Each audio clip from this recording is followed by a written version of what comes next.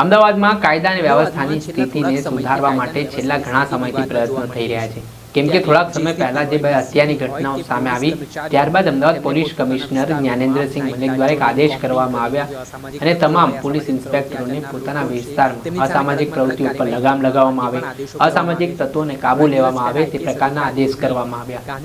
આ ઘટનામાં અમદાવાદ શહેરમાં થોડાક દિવસ પહેલા જે કાયદા વ્યવસ્થાની સ્થિતિ કથળી હતી તેમાં બે પીઆઈઓના ભોગ પણ લેવાઈ ગયા છે, એટલે કે તેમને સસ્પેન્ડ કરવામાં આવ્યા છે।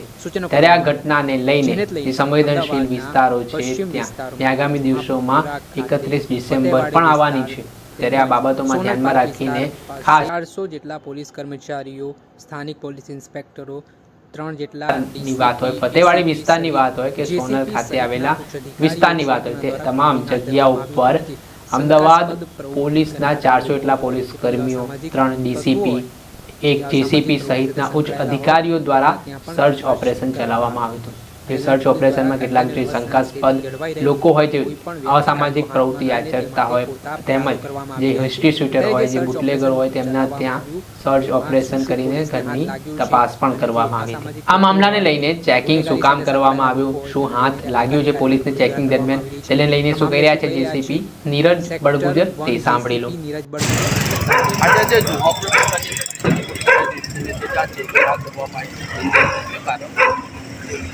આજરોજ જુહાપુરા ફતેવાડી રિજનલ વિસ્તારમાં પોલીસ દ્વારા બોમ્બિંગ અને સર્ચ ઓપરેશનની કામગીરી હાથ ધરવામાં આવી।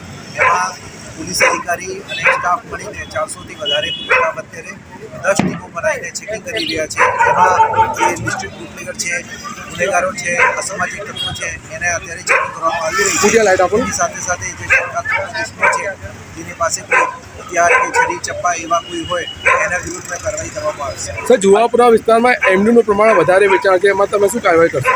અત્યારે પોલીસ દ્વારા જે અસામાજિક તત્વો છે અને એવા કોઈ ડ્રગ્સ કે દારૂના જે બુટલેગર છે, શંકાસ્પદ ઇસમો છે, એની અત્યારે ચેકિંગ કરવામાં આવી રહી છે અને વાંધાજનક વસ્તુ મળે તો એના વિરુદ્ધનો ગુનો દાખલ કરવામાં આવશે। અત્યારે હાલ કેટલા બુટલેગરોને ચેકિંગ હાથ ધરવામાં આવે છે? શું માહિતી? અત્યારે 40થી વધારે જે બુટલેગરો છે એને ચેકિંગ કરવામાં આવી રહ્યા છે। सर, ये उसी का पार्ट है जो अभी पिछले दिनों हम लोगों ने शाम के 7 से सुबह 7 बजे तक का जो ड्राइव देखा चेकिंग, वाहन चेकिंग का, उसी के बाद चलते ये दूसरा चेकिंग है। આપણે છેલ્લા કેટલાક દિવસોથી આપણે રાત્રે દરમિયાન બોમ્બિંગ કરી રહ્યા છે અને અસમાના માર્ગો ઉપર રોજ બોલાવી રહ્યા છે। જે ટપોરી અને જે ગુનેગારો ગુંડાઓ છે એને અત્યારે ચેકિંગ કરવામાં આવી રહ્યા છે અને એના વિરુદ્ધ કાયદેસરની કાર્યવાહી કરવામાં આવી છે।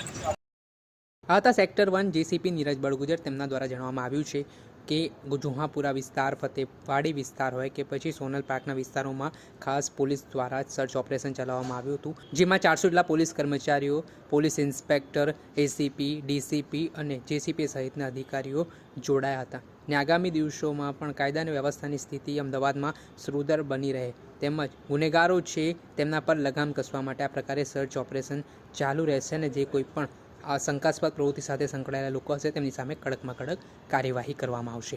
દર્શક મિત્રો, એન કવરેજ ન્યૂઝને આપ લાઇક કરી લો, સબસ્ક્રાઇબ કરી લો અને શેર કરવાનું ભૂલતા નહીં।